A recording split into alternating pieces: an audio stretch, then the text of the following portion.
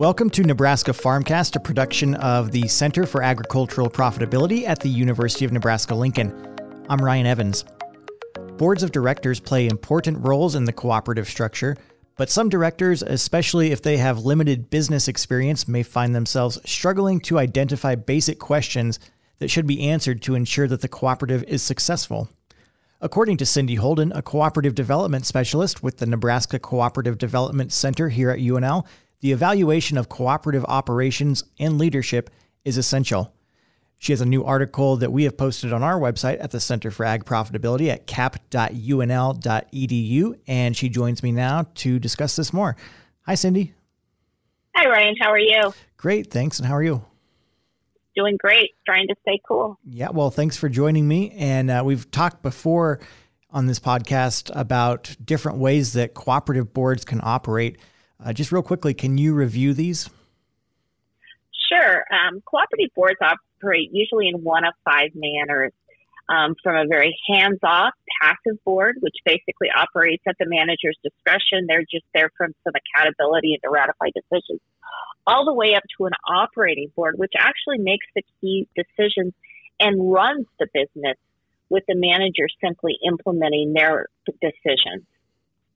I imagine that the way a board functions can naturally evolve as a cooperative grows. So what are some things that should be considered along the way during board evaluations?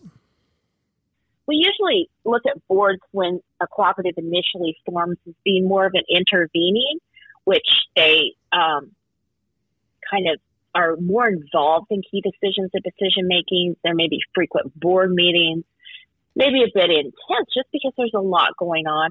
Or they may be an operating board where they are making a lot of the decisions of basically running the cooperative. As the cooperative matures and management and staff are hired and then business starts to move on, boards may become more passive or operate kind of as what we call a certified board. They basically say to the membership, the manager's doing what we expect. They evaluate them regularly based upon the cooperative performance. They're informed, but they're not really hands-on. And how often do you recommend that boards conduct an evaluation, a self-evaluation? We always ask them to review at a minimum yearly.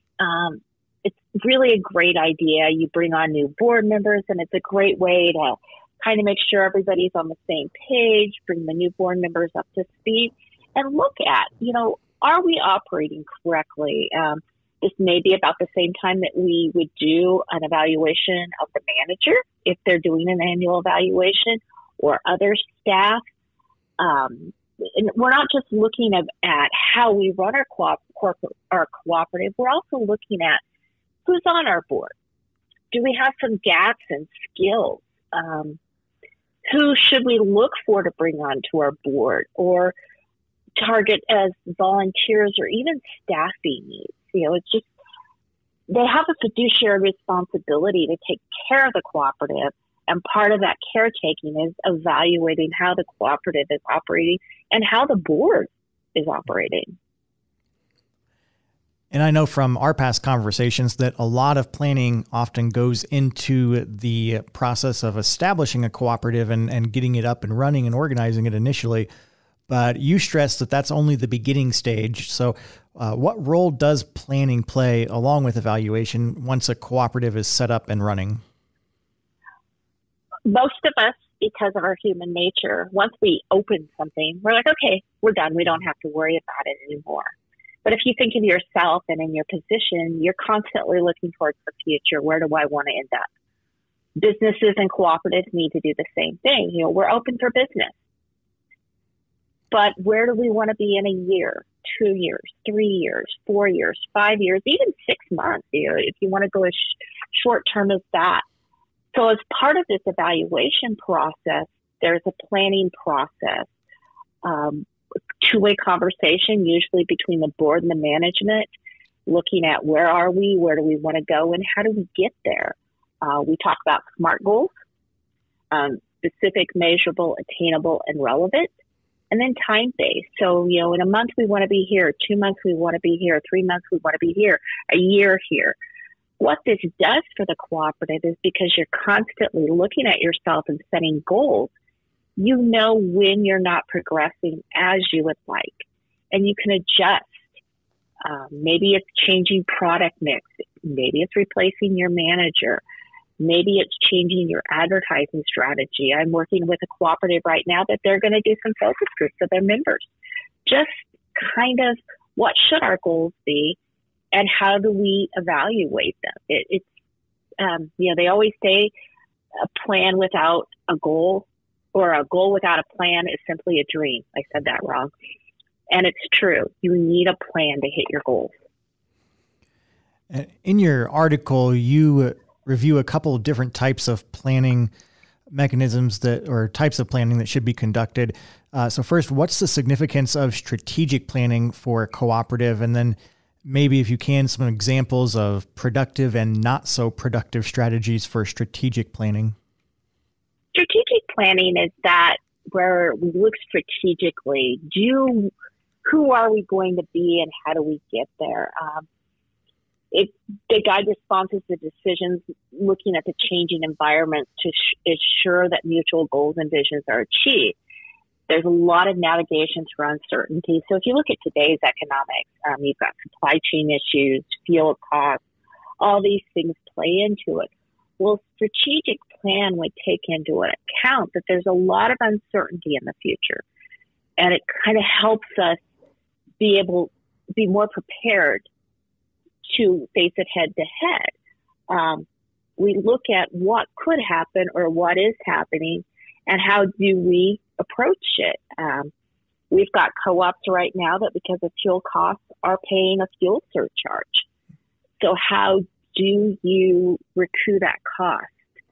A lot of it is knowing upfront that it could happen, and a strategic plan usually looks at everything that could happen, good and bad. But it's just being prepared for it and evaluating. And this goes back to evaluation.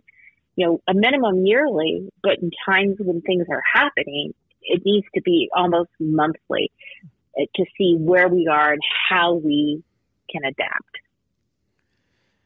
And you also write about operational plans, different from strategic planning. But when it comes to operational planning, what should this process look like in the best case? Well, an operational plan doesn't have the unknowns like fuel costs in it. It's a roadmap. It outlines activities and resources, and they tend to be more short run. We usually look at what are we going to do to get this glut of milk off the shelf, or what are we going to do to increase our cart size, or what are we going to do to increase deli sales. So we're looking at a specific piece of our business and we're setting a plan on how to operate that.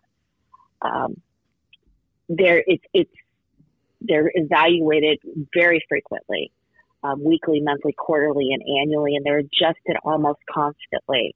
So as things change, you really can adjust your plan because this is the operations of the business.